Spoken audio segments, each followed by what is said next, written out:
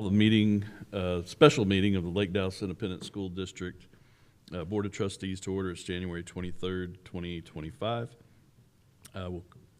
Roll call. Mr. Smith is not here, but we do have a quorum established. If you would, please join me in a moment of silence.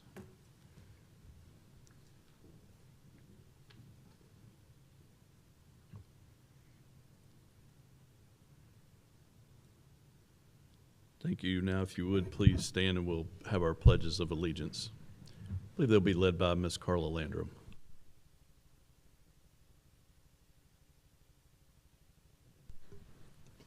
I pledge allegiance to the flag of the United States of America and to the republic for which it stands, one nation under God, indivisible, with liberty and justice for all.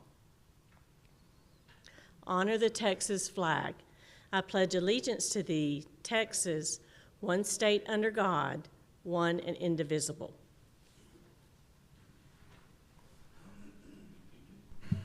Thank you. Our next item is executive session. However, we have no business for executive session, so we'll move on to our next item, which is public comment.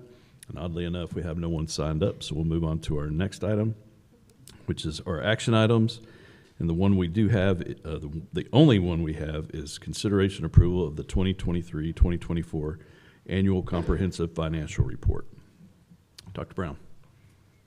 Yes, sir. Ms. Hahn, would you join us at the microphone? She'll be kicking us off, and then we'll walk through the audit that is being presented for your approval. Good evening, President Stacy, Dr. Brown, Board. Tonight we'll be presenting our annual comprehensive financial report for the 23-24 school year. We've left a copy of the audit at your seats for you to look at. School districts are required to file the audit with Texas Education Agency every year, and the report must be audited by an independent auditor. Within the audit, we must comply with rules that are set forth in the Financial Accountability System Resource Guide. And then annually, the audit must be presented to the Board of Trustees and approved. Then the report is due to TEA within 150 days after the end of our fiscal year. And our fiscal year runs September 1st to August 31st. And then we also submit our report to GFOA and ASBO for further review. Tonight we have Rob Say, who has been our auditor for, gosh, really as long as I can remember. And he's with the firm Hankins, Estep, Deaton, Ton, Say, and Scarborough. And he'll be presenting our audit for us tonight. Thank you, Ann. Good evening. I've got two things to go over with y'all. One is just a little 3-page letter. You get this every year. As auditors, we really work for the board, but we work with administration because they're the ones that have the records that we need, and they provide us all the accounting information that we need to look at. So there's kind of a disconnect between who we're working for and we're working with. So this letter is to address any concerns that would have popped up during the audit. It's a standard letter. As long as everything goes all right and everything went fine, it just kind of outlines what our process was, if any major accounting policies that y'all have, if there were any accounting changes during the year, which this year there weren't any major accounting changes, and then if there were any disagreements with management over accounting treatments and things like that. So there was none of that, so this letter just states that everything went fine. And so with that, the next part's the annual comprehensive financial report. I know several of y'all have heard me before. I go pretty quick because it's pretty dry unless there's something that I think needs to be pointed out. I'll slow down and do that. But if I do go a little fast, or if you have a question on anything, please feel free to just interrupt me while I'm going, and we'll address it right at that time. You do an annual comprehensive financial report, so that's a little bit more in depth than just a regular audit report that a lot of districts do. So yours runs a little longer than a lot of school districts do. If you ever look and see one of theirs, it's maybe several pages shorter. The big difference is what we call the transmittal letter, which starts on page 7. outlines a lot of information about the district, what's going on with the district, enrollment, other things, also with as far as population and things like that. So it's an interesting read. And then the statistical section on page 113 is the other difference between an annual comprehensive financial report and just a regular audit report that a lot of other districts get. So again, page 7 starts that transmittal letter.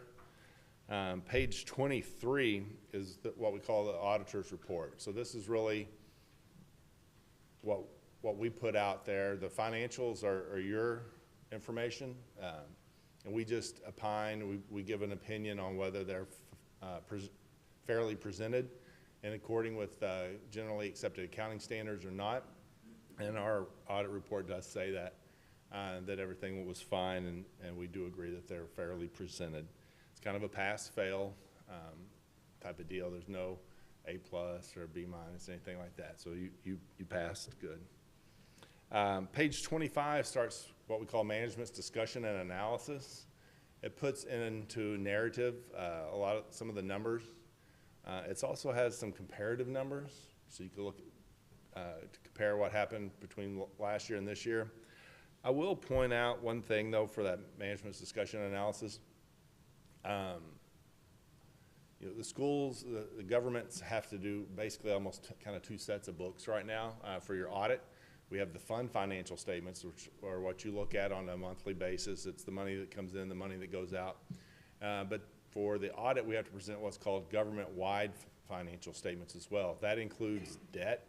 It includes fixed assets and things that aren't in the fund financials. And the fund financials, you pay for a building, it's a money out that year, and you don't see it again.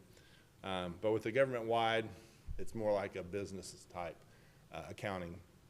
So you've got that information in there, and then you've also got what's called a pension liability and a OPEB, which is basically the retired health care for teachers liability in there.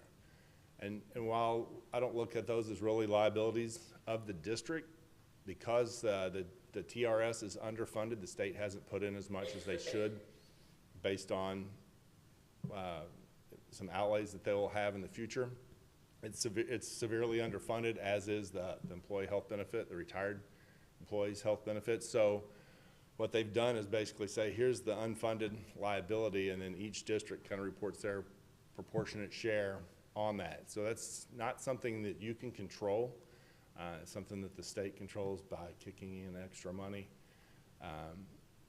So it kind of skews, in my opinion, the government-wide financial statements. I say all that to say that on the MD&A, a lot of the comparative year stuff is in the government-wide financial mode, okay? So it's not going to be, it may not give you as clear a picture of last year versus this year as it would if it was just on the fund financial accounting. Page 35 starts the government-wide. And you've got basically the balance sheet and then a P&L shortly after that. And then on page 38 starts the fund financial statements. It's got the general fund, your other major funds. It's got one column that just says other funds. And I'll point out where those are later in the presentation. But the main point there would be on your general fund. If you look on page 38 down towards the bottom, your fund balance is just over $14 million. That equates to about 4 months worth of expenditures.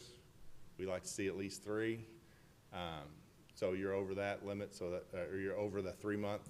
So you're in a good range as far as having a strong fund balance. From there, I just point out page 51 are the notes to the financial statements. Those kind of outline the accounting policies that the district has to use. It goes over a few other things. One item to note, page 65, just shows your debt. Shows the debt that the district had at the beginning of the year, any additions, any pay downs, debt at the end of the year, and then it shows what your debt requirements are the next 5 years individually, and then in 5-year groups after that, just to give you an idea of the obligations of the district.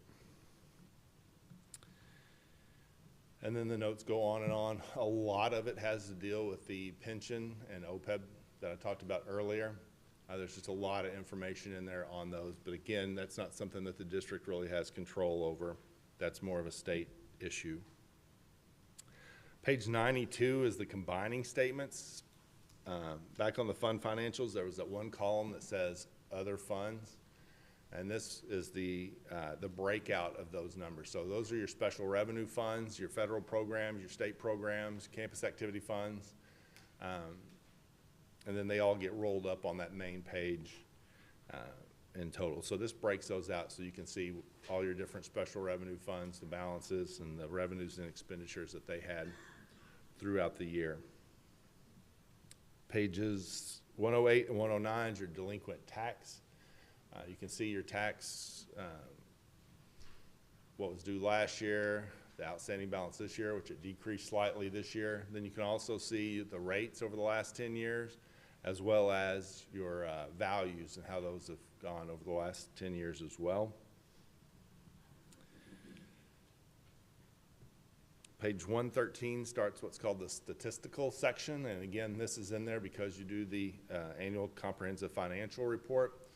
There's a lot of interesting information in there. Some of it's about the district's finances. Some of it shows top 10 employers in the district, the people that pay the most taxes in the district. It also shows some per capita income and the debt per capita.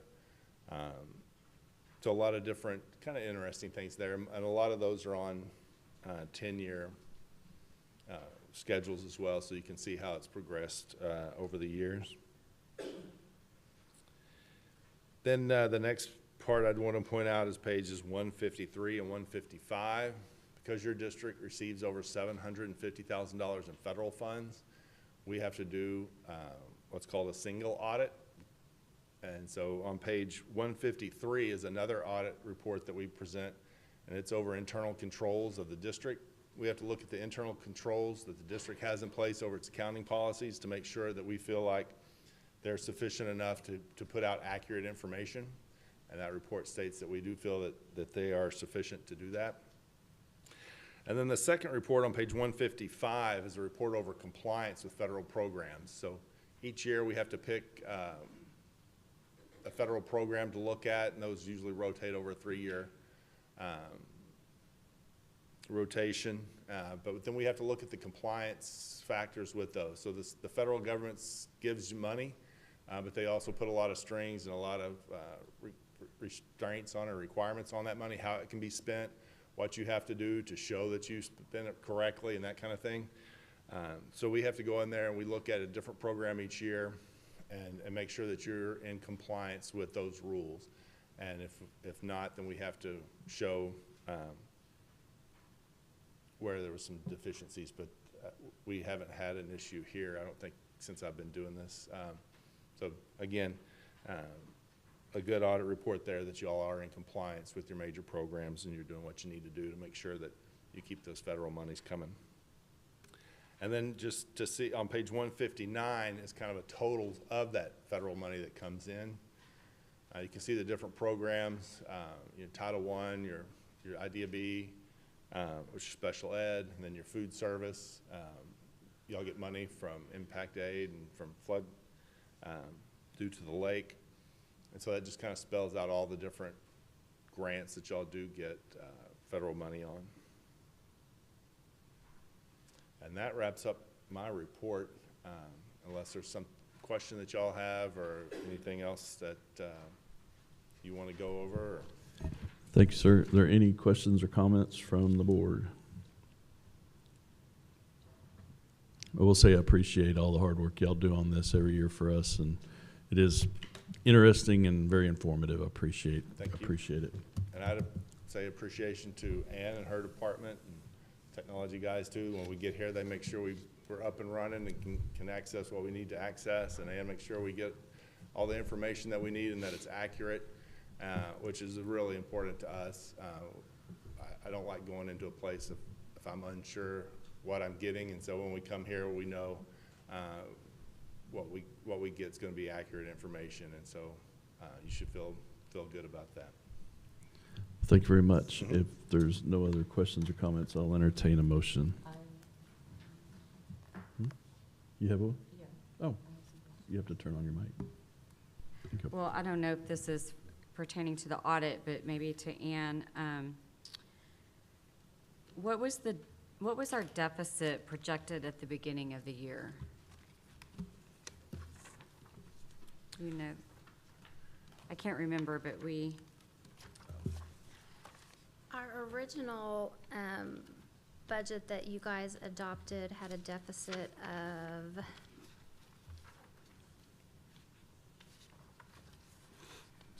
oh, I have that tabbed. The original deficit was $211,354. okay, and then what did we close at? And then we closed, adding to fund balance, $687,093. So we didn't have a deficit then. So we ended up putting money into our fund balance. Correct, Without a deficit. correct. Okay. What, remind me, did we purchase the police cars? Did we end up pulling that out of our budget, or did we ended up pulling that out of the fund? I know there was like back and forth where the police cars were coming from. Did it end up coming out of our general fund? Yes, that was paid out of the general fund. That didn't come out of fund So we didn't balance. have to pull that out of fund Correct. balance. And then I kind of remember something from a workshop, something about a bus. So yes, we we did a budget amendment for a bus because we were anticipating that to arrive prior to August 31st. The PO had been issued, but we did not receive that bus until after September 1st. And so therefore, it was paid for out of this current fiscal year, the 24-25 school year. Okay, so we adopted a deficit budget, ended up not being a deficit budget, and then this year we adopted a deficit budget again. So I'm just curious if we could maybe, I mean, I know we get those statements in our packets every month, right? But I'm just curious if maybe at workshops or meetings, if we could just maybe getting more updates along the way definitely.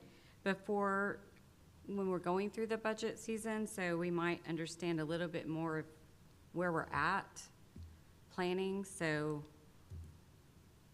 it might make our job a little bit easier when it comes to raises and Right. all of that. Does that make sense? Yes. Okay. We can give that- you a breakdown for last year, if you'd like, Okay. and then we can update where we're at this year. Because Yeah. this year's deficit was different than last year's deficit. Yeah. It was slightly higher. We adopted slightly higher, Right. which kept us from a higher raise. So, to me, if we kind of know a little bit more along the way, I mean, I know that's hard because there are certain factors along the way too, but I'm just curious if that might not be a little bit more helpful. No, in I'd be some of our happy. Workshops. I'd be happy to present in a workshop, and even as Dr. Brown just stated, in that workshop, we can dive more into, because there were very specific things that happened during the one-off things that happened during the 23-24 Yeah. year that allowed us to put more money in. That is not something that we see year to year. Okay. Just for one example, we had a safety and security grant where we were allowed to do prior year expenditures. So even though we expensed the years 2 or 3 years back, we were able to recognize that revenue in the 23-24 school year. So there was that's just one example, but there was over $100,000 of revenue that we were able to recognize because that grant, one of those safety grants specifically allowed us to use prior year expenditures. There's prior year tax audit where we received additional funds for. So yeah, I can definitely put a breakdown for the 23-24 year to go over the specific items that added additional revenue that we weren't necessarily anticipating. But then moving into the duration of this year, I'd be happy to go over. Yeah, because I feel like we made some ground somewhere along the way, because I think we originally said we were pulling money for the cars out of the fund balance, and we ended up not even having to pull it out of the fund balance. But my thought process too is, if we knew some of that, could we have given a little bit bigger Right. raise. I just am thinking of all the things. And what we can do is show you where the money came into the budget, where it went out of the budget, and then, you know, not all money is equal, so maybe we can give you guys kind of an update of, sometimes things are one-time funds that come in, like the $100,000. We wouldn't commit that to a raise because that was a one-time One-time, grant, right, right? okay, But yeah. so maybe we can break it down like that as we go through the workshop, so you guys see what's coming in and what's going out. Yeah, because I mean, I'm not going to lie, school finance is the most complicated thing there is to learn as a board member. For administration as well. And we're not quite sure that the state has it figured out either, so, yeah. Thank And also you. keep in mind, when we set the budget, we budget anticipating that we'll be fully staffed. Well, that's probably true. yet to happen in many years. We're all, you know, we're not fully staffed at Central. There's a few teaching positions year to year that we budget for in hopes that we'll fill those positions, but that sometimes doesn't always happen. So the initial budget that's set is in, you know, a perfect world where we would Sure. be fully staffed. Neither is it in my world. Right. All right, thank you. Any other questions? All right, any other questions, comments from the board? If not, I'll entertain a motion. A motion to approve the audit report, sorry, by Mr. Tucker. Do I have a second? Second by Mr. Appleby. Is there any further discussion? If not, all those in favor of approval? And that passes unanimous. Thank you. And we move on to our next item, which is adjournment. It is 5:52, and we are adjourned.